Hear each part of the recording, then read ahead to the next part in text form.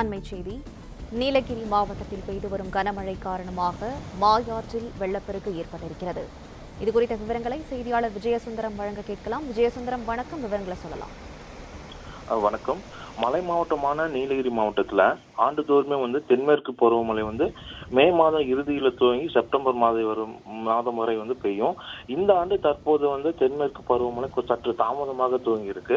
இருந்தாலும் கூட நீலகிரி மாவட்டத்துல 3 நாட்களுக்கு மிதமானது முதல் கனமழை பெய்யும் என சென்னை வானிலை ஆய்வு மையம் தெரிவித்து நீலகிரி மாவட்டத்திற்கு ஆரஞ்சு நிற அலர்ட் அறிவிச்சிருக்காங்க.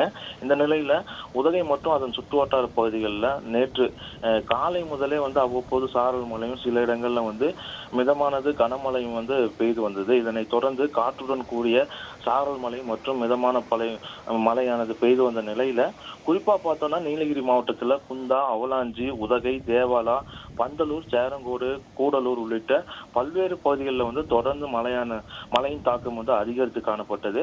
இந்த மழை காரணமாக பொதுமக்களோட இயல்பு வாழ்க்கை வெகுவாக பாதிப்படைந்திருந்தது. குறிப்பா பார்த்தோம்னா மழையின் காரணமாக தாழ்வான பகுதிகளில் வெள்ளை நீர் சூழ்ந்துள்ளதால பாதசாரிகள் மற்றும் வாகன ஓட்டிகள் பெரும் அவதிக்குள் உள்ளாயிட்டு இருந்தாங்க. அதாவது குறிப்பா நேற்று மாலை நிலவரப்படியே அதிகபட்சமாக நீலகிரி மாவட்டத்துல அவலாஞ்சில 12 சென்டிமீட்டர் மழையானது பதிவான நிலையில நேற்று இரவு முதலுமே மழையோட தாக்கம் அதிகரித்து தற்போது நீலகிரி மாவட்டத்துல பெய்து வரும் கனமழை காரணமாக மாயார் ஆற்றுல வெள்ளப்பெருக்கு ஏற்பட்டிருக்கு.